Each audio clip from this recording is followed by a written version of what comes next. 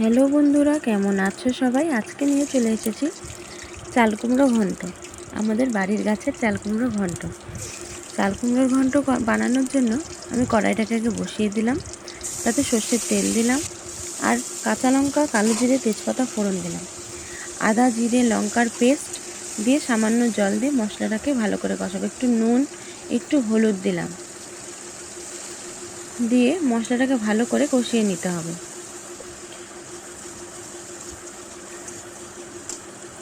মশলাটা কষানো হয়ে গেলে তাকে কেটে রাখা চাল কুমড়োগুলো দিয়ে দিতে হবে।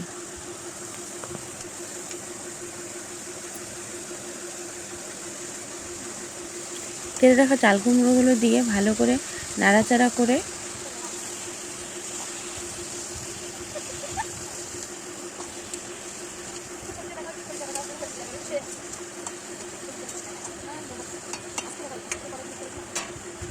ঢাকা দিয়ে দেব।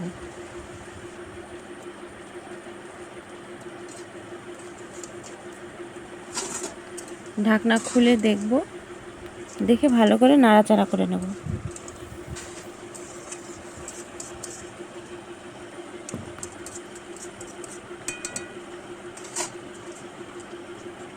আবারও ঢাকনা দিয়ে দেব।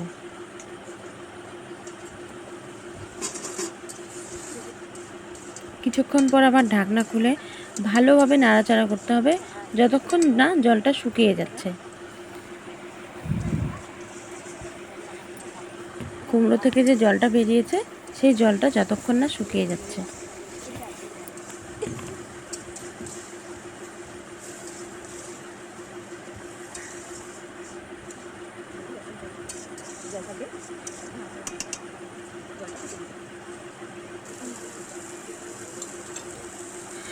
জলটা শুকিয়ে গেলে তাতে একটু সামান্য চিনি ফেলে দেব।